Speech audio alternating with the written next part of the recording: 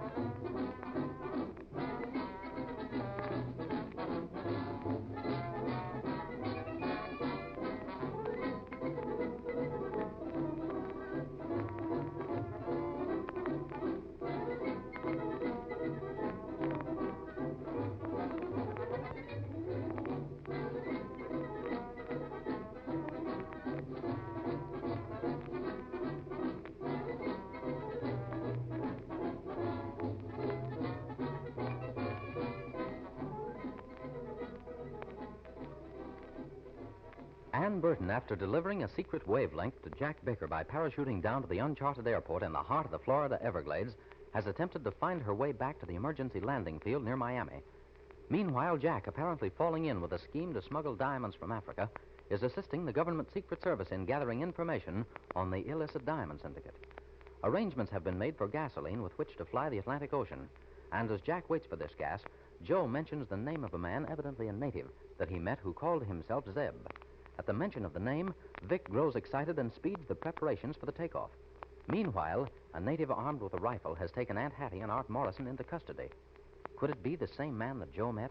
And if so, what connection has he with the smuggling ring? And what of Ann Burton? Will she appear at the emergency field? Suppose we look in at the emergency field near Miami. Listen. No, sir, I didn't see hide nor hair of her anywhere. Oh, I'm sure that Ann would be able to find a phone or some way of letting us know. Well, I think Ann either hid herself to wait for darkness or she's making pretty slow progress. Unless what, Mr. Morrison? I reckon he means unless she got tangled up in them Everglades. And it ain't no trick at all to do that, especially when you don't know 'em. I suppose I should be very calm and collected, but frankly, I'm nervous as a cat. And you with that rifle last night. Well, that wasn't exactly a sedative to my nerves. I'm sorry about that, Miss Jackson, but I thought you folks was hooked up with them smugglers, and I wasn't taking no chances. Oh, one could see that perfectly. But I still can't see why you're interested in these smuggling people, Mr. Zeb. Surely you're not connected with the government, too. Well, no, except that I'm a citizen of it. I guess you must have been sort of dozing when I told Morrison about it last night. Well, I'll admit I was pretty sleepy. But my feminine curiosity is burning to know all about it. You're sure it's all right to tell her the whole thing, Mr. Morrison? Oh, of course, Zeb. Aunt Hattie has certainly been a great help to us so far. And I'm sure your story might clear up a lot of things. Well, there ain't a whole lot to tell, Mom, as Morrison knows. I used to live here in Florida a few years back. And then me and another fella, named George Ross, got hold of a map from an old sailor while we was down at Key West one time. It showed the place where there was supposed to be a lot of diamonds. You mean here in Florida? No, Mom. George would probably have been here today if it had have been.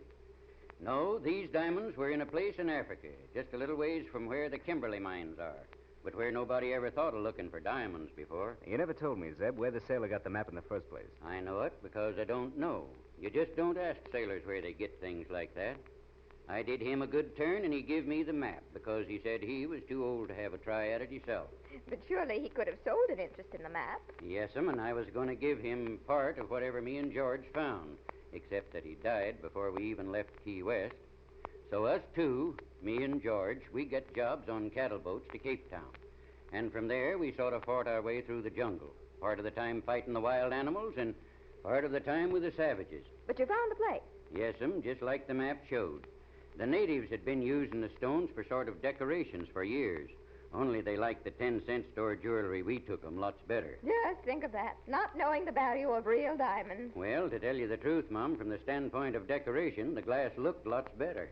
But that's the only thing the natives was looking for, so by trading them the stuff they wanted, we got along with them pretty good. But whatever possessed you to leave there with a fortune in your hand? Well, now, I was coming to that. One day after George and me got together, what we thought was enough to last any man a lifetime, One of the natives come running up and told us that they was white men in the neighborhood, and the signal drums had sent out the word that the strangers were kind of low down and no good, and that they'd been asking for 2 Americans and a diamond mine. You know, those signal drums are almost as good as white man's radio. Better. Nobody understands them except those that they're supposed to. Well, I decided to leave George on guard at the mine and go to the native village and have a talk with the chief and see who these fellas were. But I get to the village and it's deserted. You mean the natives had run away? Well, them as didn't run never would run again. Place looked like a cyclone had struck it. So I went back to our camp just as fast as I could, and, well, they'd beat me to it. Cleaned out everything slick as a whistle. Diamonds, supplies, everything. But your friend George? Never saw a hide nor hair of him. Not a trace. But tacked on a tree was a note saying that this was just a warning, that they would take care of the mine from now on. And it was signed the doctor. Well, I couldn't stay there with no supplies, so I made my way back to the coast. Then I decided to come to the States and see if I couldn't run down the dock and maybe get back some of the diamonds he'd robbed me of. And see if I couldn't get some wind of George. My. It all sounds like something out of a book. Oh, please go on, Mr. Zeb. Well, I got a sort of a hint that they was operating out of the Everglades with airplanes, and I've been here for the last few weeks trying to find one of them. I thought sure I had 'em dead to rights when I come upon you two last night. Well, Mr. Zeb, now that you know it really was Doc's gang that you missed, and you know where they are, just what do you think you can do about it? Well, now, Miss Jackson, you sort of got me there. Zeb, I've been sort of thinking things over. Why don't we join forces in this thing? Well, sir, I was just sort of hoping that you'd mention something like that. Only I don't think I'd be much use in one of them airships. Now, you just leave the airship business up to us. And you take care of the tracking job, which is far more important. Now, the first thing that I'd suggest would be... Shh. Listen. What is it? Did you hear something coming? Oh! Somebody talking. Kind of far away like. I don't seem to... Yes. Oh, I get it. It's the radio. I've turned the receiver on every now and then. Much as I hate to use the battery, but just in case we get a call. And it looks like we have a bite. I'll see if it is.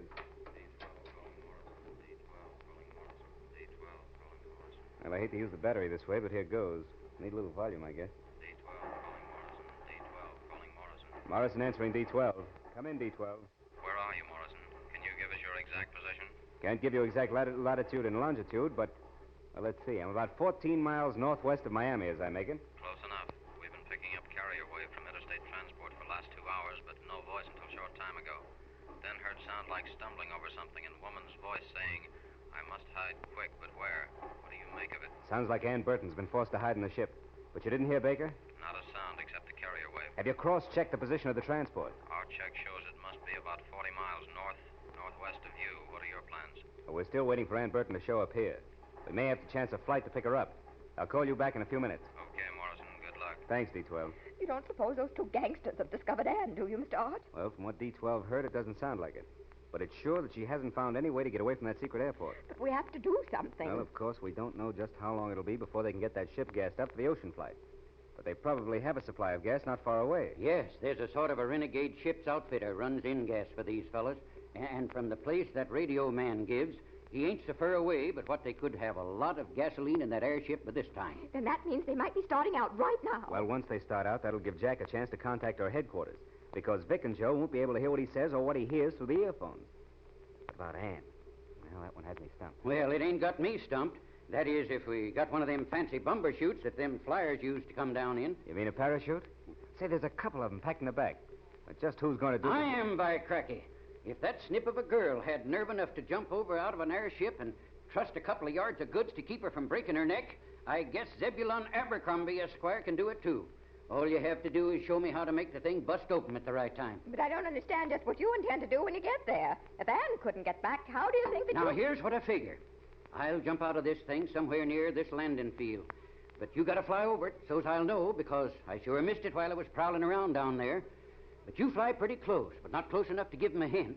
If they ain't left with that big ship yet, then I'll find my way to where they keep the airship. Yeah, but I still don't see how you intend to locate Ann. Well, after hearing what that radio man said, I get it like this. That girl ain't been able to find the road, or else she's afraid to get out on it for fear of being seen, as long as them 2 crooks are still there. So she comes back to the only place she knows that she can hide, which is the shed where the airship is. Somebody must have been coming pretty close to the shed when she talked into that radio, So she just slipped into the airship until they left. Well, she's bound to be close to that shed. I'll find her. We'll bring her back to that little settlement. Then I guess I can hire that Jasper fella with a speedboat to bring us down the canal. Well, then, as I get it, Zeb, after we drop you, we come back here and wait for you to bring Ann back. Is that it? That's right, Art. And once we get all of us together, maybe we can find some way to get to Africa. Well, first let's see about that chute. Oh, yeah, here it is. Now, Zeb, we better get you into it before we start the motors. Get into it? Yes, I'm afraid you'll really have to get into one of those things, Zeb. Okay. I reckon I ain't as young as I used to be. That strap ought to go over there, right there. And this one? There, that's it. Yeah, say, I must have got this thing on upside down. I thought it ought to fit right over my shoulder blades. Instead of that, it hangs down like a kind of an in-gate on a wagon. That's all right, Zeb. Now, when you get ready to jump... You mean I've got to stand up all the way to wherever it is we're heading for? Have to stand... Oh, I see what you mean. No. You just sit right down on the chute just like it was a cushion. That's the way they're built. Well, when you get ready to jump, all you have to do is to fall out face forward and then count 10. And pull this ring. And I mean really pull it. And don't worry about me pulling that when I kind of want to put on the brakes. Only thing is, I might want to sort of slow up a little while I count. D12 calling Morrison. D12 calling Morrison. The radio again. Maybe Jack sent something about Ann. Morrison answering D12. Come in, D12. Interstate transmitter switched from our wavelength to lower band.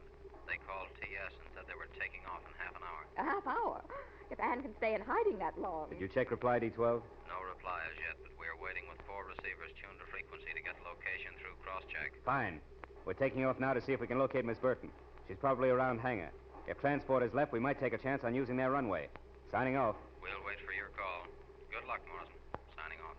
But suppose that Ann is still somewhere on the transport. What can we do then? Well, that's just one of the chances we'll have to take.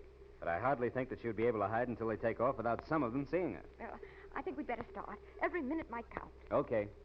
Here goes the motor.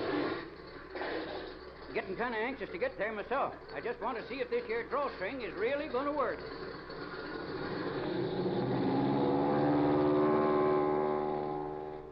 Will Zeb make his way to the secret landing field in time to lead Ann to safety from her hiding place in the ship?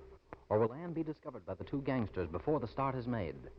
Time alone will tell, so don't miss the next nerve-tingling chapter of Ann of the Airlanes.